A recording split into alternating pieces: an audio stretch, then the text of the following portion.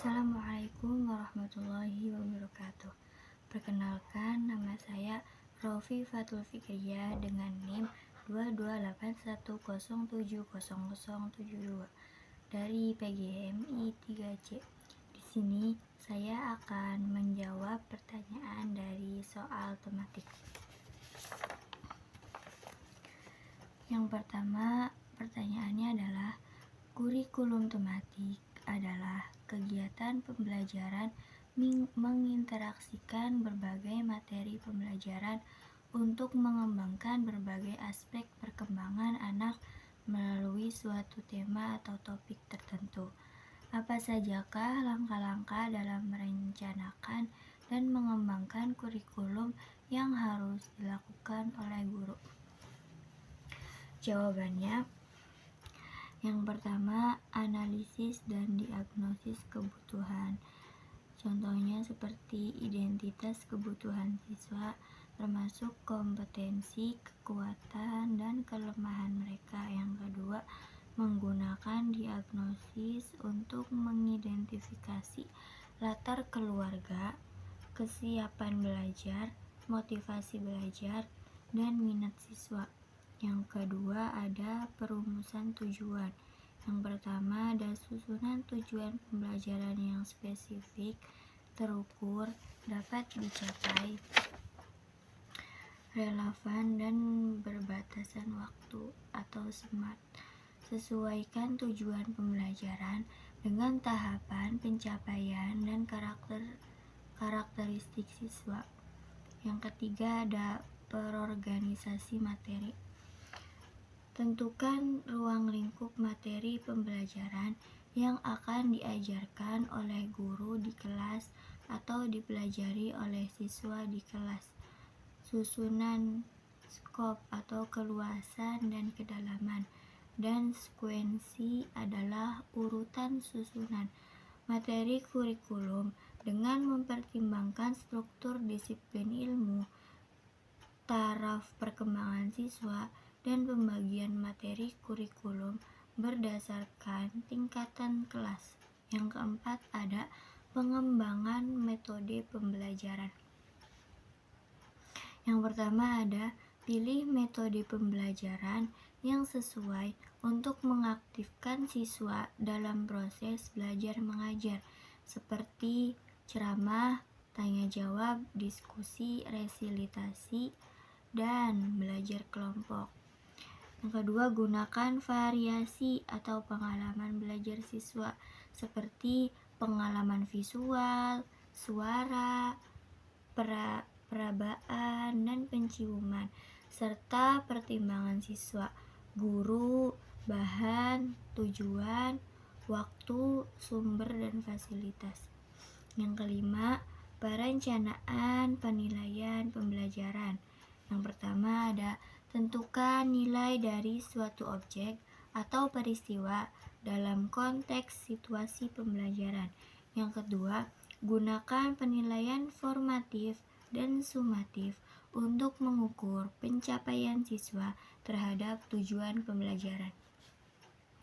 Yang keenam, penyesuaian proses pembelajaran produk, hasil belajar, dan lingkungan belajar. Yang pertama ada menyesuaikan proses pembelajaran dan tahapan pencapaian dan karakteristik siswa. Yang kedua, sesuaikan produk hasil belajar dengan tujuan pembelajaran. Yang ketiga, kondisikan lingkungan belajar agar mendukung pembelajaran siswa. Yang ketujuh ada evaluasi pembelajaran dan asesmen. Lakukan evaluasi pembelajaran dan asesmen untuk mengevaluasi keberhasilan pembelajaran siswa. Yang kedua, libatkan orang tua siswa dalam pelaporan hasil belajar yang efektif dan mencerminkan nilai-nilai sekolah.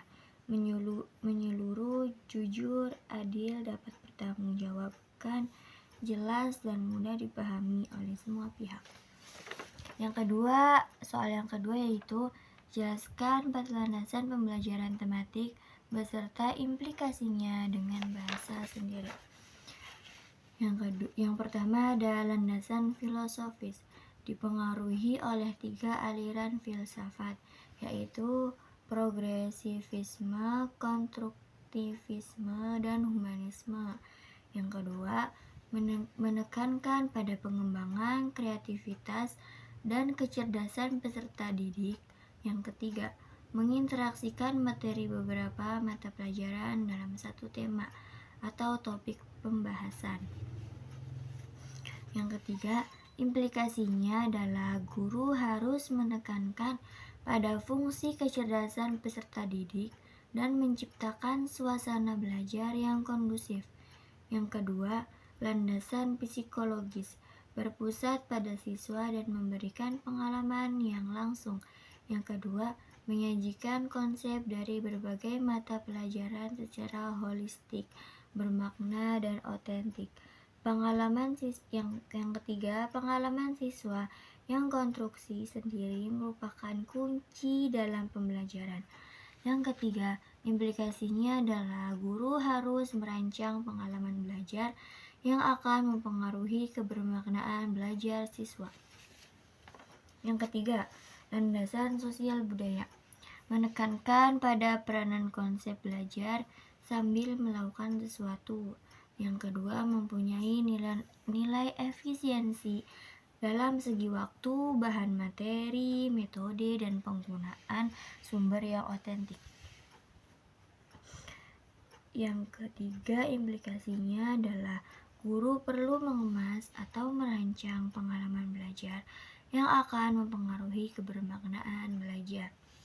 Yang keempat, ada landasan yuridis, merujuk pada peraturan yang mengatur penerapan pembelajaran tematik seperti silabus untuk sekolah dasar. Yang kedua, ada implikasinya adalah guru harus mengikuti pedoman yang telah ditetapkan oleh peraturan untuk menjalankan pembelajaran tematik dengan baik.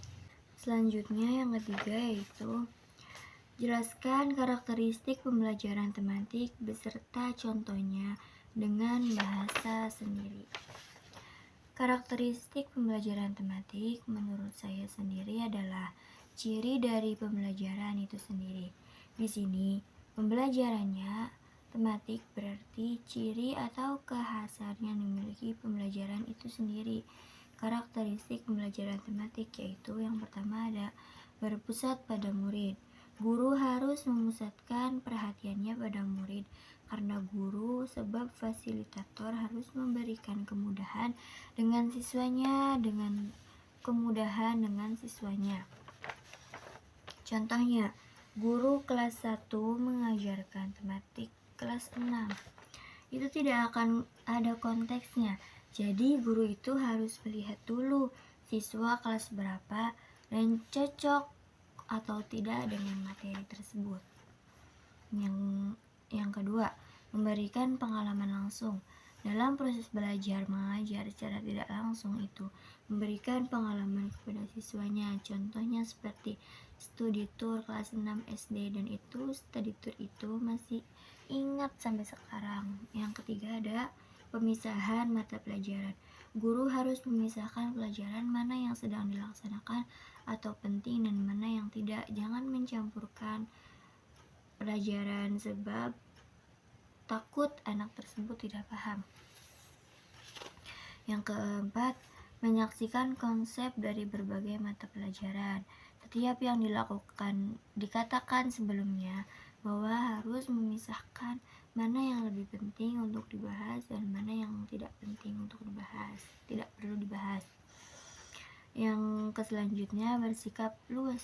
Guru dan murid di dalam proses belajar mengajar tidak boleh canggung, harus bersikap luas atau tidak kaku atau mudah menyesuaikan. Karena adanya canggung, maka tidak akan ada proses belajar mengajar. Yang terakhir, hasil pembelajaran dapat berkembang sesuai minat dan bakat dari kebutuhan siswa. Pembelajaran yang berhasil bisa dilihat dari perkembangan siswa, dan tetapi perkembangan ini sesuai dengan minat dan bakat siswa.